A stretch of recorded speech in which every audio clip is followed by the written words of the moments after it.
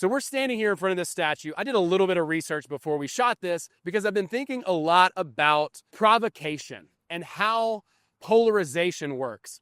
Taking a side always gives energy to whatever it is that we're giving our attention to.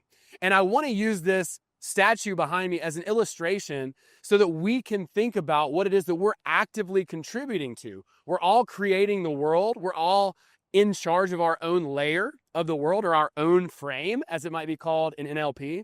And those all overlap on top of each other. So a statue like this, it might make you feel a certain way. You might have a guttural response to it. You might be an advocate for it, or you might stand against it. But either way, if it really doesn't affect you, I might ask you to ask yourself and take a little bit of a moment to say, why do I feel a certain way about this? Is this my own reaction, or is this a reaction that's been programmed into me by society and the structures that govern it? Each and every one of us is contributing our own experience, our own perspective to the world. And on top, everyone's layers stack up and basically create the consensus reality that we all experience. So we're all creating reality all the time. Pretty trippy, right?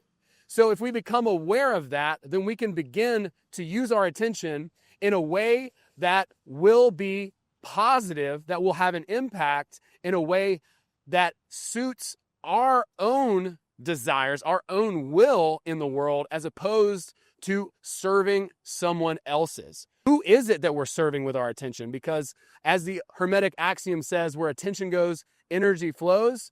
And I want to use this statue today as an example of exactly how that works and how provocation and controversy can be used to your benefit or your detriment. In Reality Transurfing, we know of this thing called pendulums. Pendulums, as we know, is a bit about how energy moves. And controversy and polarization, as some of the other models might call it, is something that really generates a lot of attention. And so that attention can be positive. People advocating for this, coming down here and basically stripping their clothes off in support of this statue. And then you had people who would come down here and put clothes on the statue. And in 2010, they would do all kinds of pranks. They would put togas on them and then Panthers jerseys and all that kind of stuff. Like we know in Reality Transurfing, we call these energetic informational structures pendulums because there is energy at both ends. And if you're on this side, you're pushing energy. And if you're on that side, you're pushing energy at the same thing. It doesn't matter if you're for it or against it. But if you're paying attention to it, you are contributing to the momentum of that idea. It doesn't matter if you like it. It doesn't matter if you hate it. In fact, the more you like it or the more you hate it, the more you're actively radiating energy at it. And you know what's actually happening is it's really not about you radiating energy at it at all. It's about harnessing your energy, and you're losing your identity because of a chunk of fucking metal in the middle of the street or whatever it winds up being. So I want to invite you to ask yourself, what is it that you're in support of? What is it that you're against?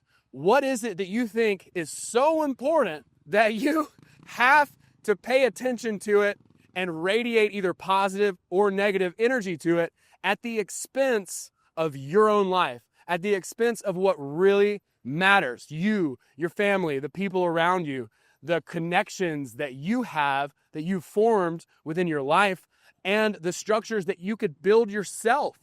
What is it that you could create outside of the structure of social pressure and condition and mainstream thought that actually would benefit society?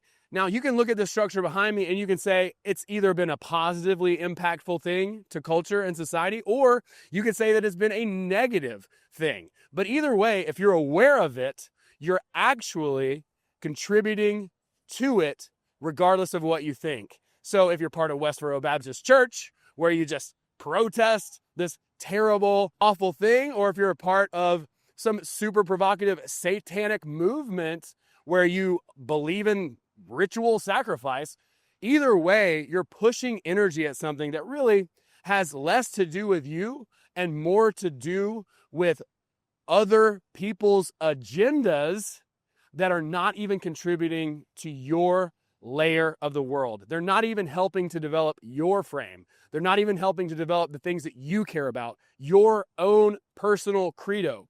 What's really important to you? And if that was conceived by somebody else, I just want to ask you if it is really that important. Maybe we could all benefit from sitting down and asking ourselves what it is that we truly value, what matters to us and the people around us, and what is it that we're trying to build. Do you know what a Mason is? It's not just a secret society of people who sacrifice goats, okay? Mason means builder. It's the builder of the earth.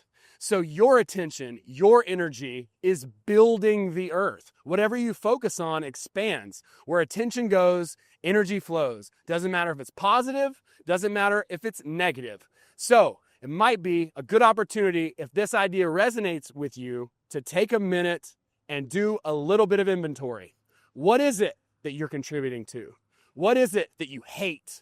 What is it that you love? And does that have any ability to influence your life and the life of the people around you in a positive or negative manner?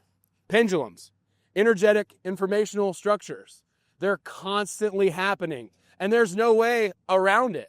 Now, what happens when we stop paying attention to it? The pendulum stops swaying. And then we shift our attention to another one and begin to make it move. So what pendulums do you want to see move? What's important to you? What do you value? What is your credo? And how are you actively building the earth?